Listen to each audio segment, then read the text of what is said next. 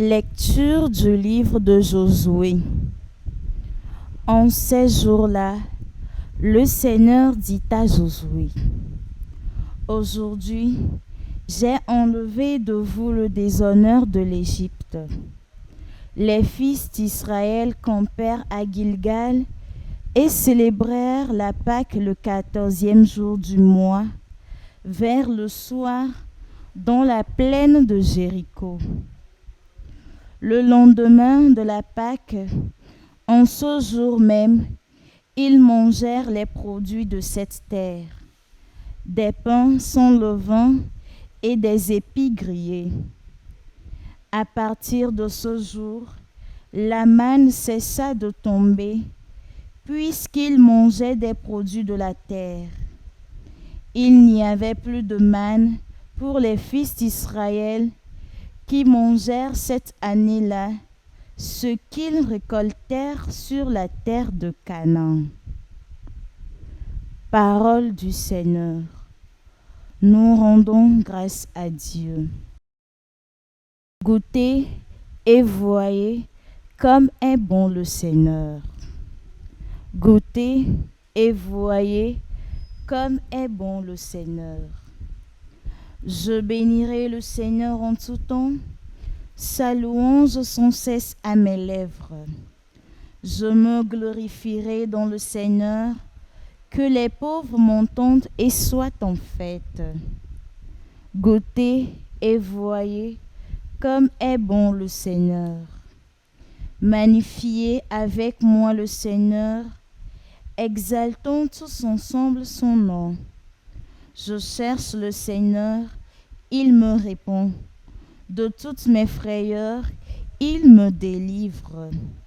Goûtez et voyez comme est bon le Seigneur. Qui regarde vers lui resplendira, sans ombre ni trouble au visage. Un pauvre crie, le Seigneur entend. Il le sauve de toutes ses angoisses. Goûtez et voyez comme est bon le Seigneur.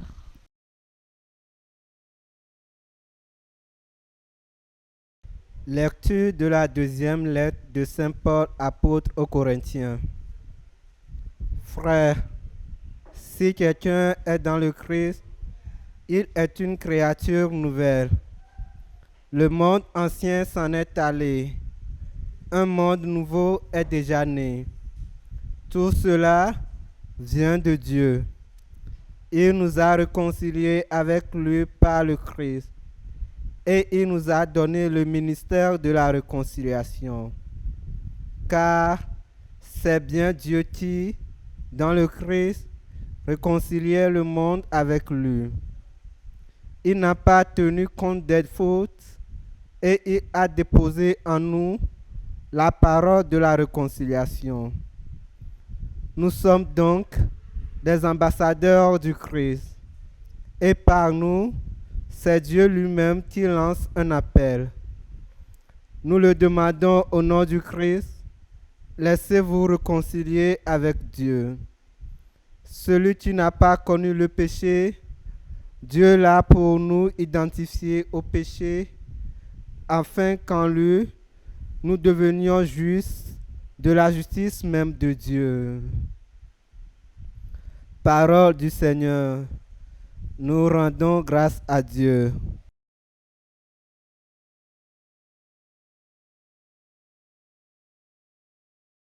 Gloire et louange à toi, Seigneur Jésus.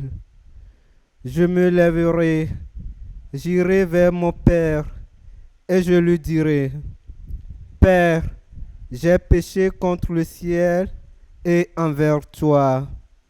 Gloire et louange à toi, Seigneur Jésus.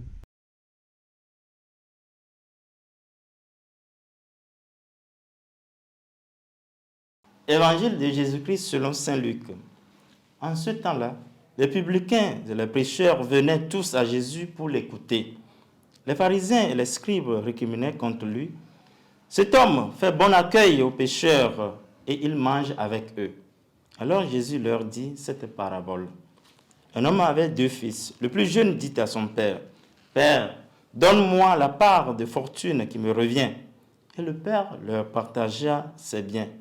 Peu de jours après, le plus jeune rassembla tout ce qu'il avait et partit pour un pays lointain où il dilapida sa fortune en menant une vie de désordre. Il avait tout dépensé quand une grande famille survint dans ce pays et il commença à se trouver dans le besoin. Il alla s'engager auprès d'un habitant de ce pays qu'il envoya dans ses champs garder les porcs. Il aurait bien voulu se remplir le ventre avec les gousses que mangeaient les porcs, mais personne ne lui donnait rien. Alors, il rentra en lui-même et se dit, « Combien d'ouvriers de mon père ont du pain en abondance, et moi ici, je meurs de faim. Je me lèverai, j'irai vers mon père et je lui dirai, « Père, j'ai péché contre le ciel et envers toi. Je ne suis plus digne d'être appelé ton fils. Traite-moi comme l'un de tes ouvriers. » Il se leva et s'en alla vers son père. Comme il était encore loin, son père l'aperçut et fut saisi de compassion. Il courut se jeter à son cou et lui couvrit de baisers. Le fils lui dit, « Père, j'ai péché contre le ciel et envers toi.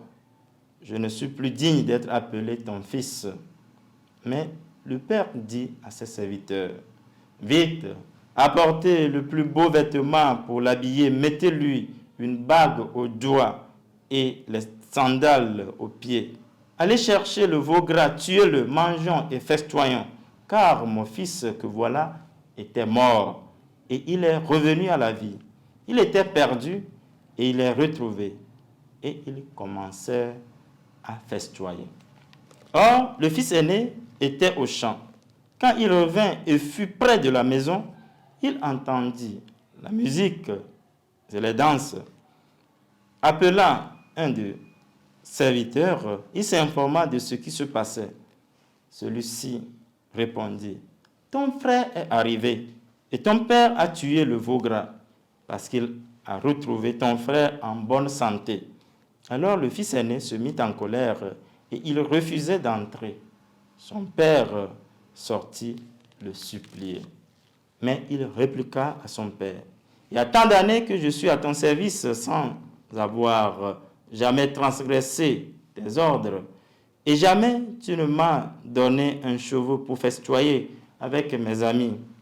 Mais quand mon fils que voilà est revenu après avoir dévoré tout ton bien, avec des prostituées, tu as fait tuer pour lui le veau gras. » Le père répondit, « Toi, mon enfant, tu es toujours avec moi, et tout ce qui est à moi est à toi. » Il fallait festoyer et se réjouir, car ton frère, que voilà, était mort, et il est revenu à la vie. Il était perdu, et il est retrouvé. Acclamons la parole de Dieu. Louange à toi, Seigneur Jésus.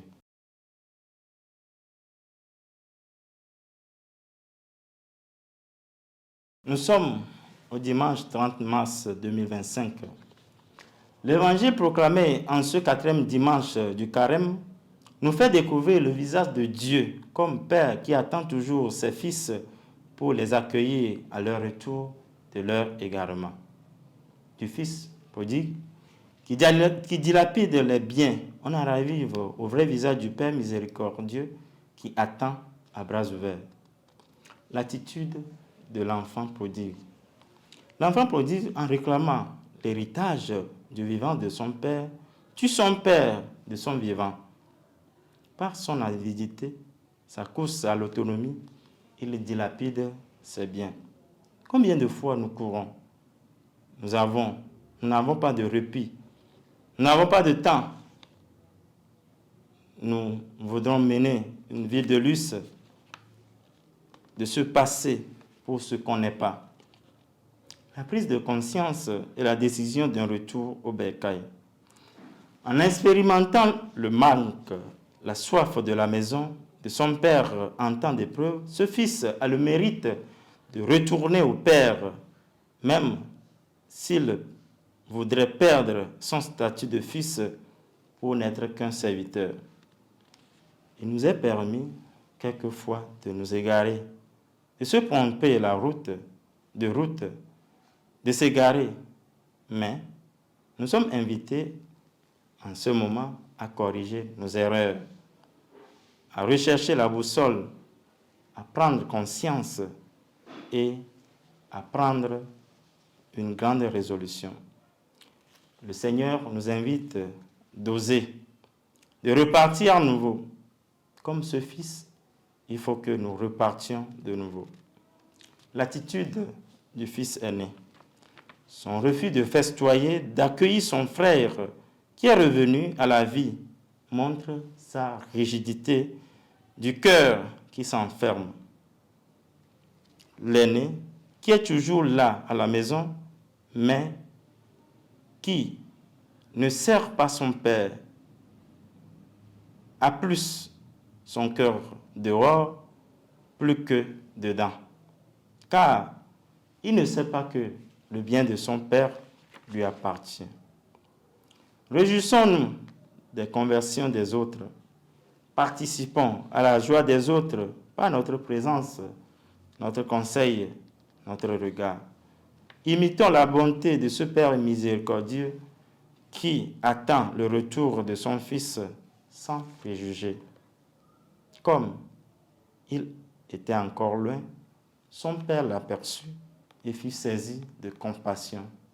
Seigneur, donne-nous de pencher notre cœur pour compatir aux besoins de nos frères qui souffrent, aujourd'hui et pour les siècles des siècles. Amen. Au nom du Père et du Fils et du Saint-Esprit. Amen.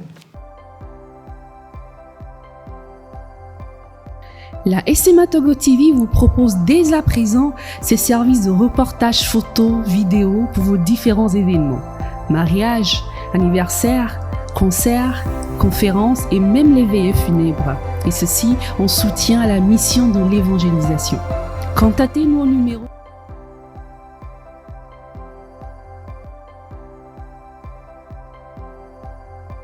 ou par email media@smatogo.com. SMA Togo TV, la première chaîne missionnaire.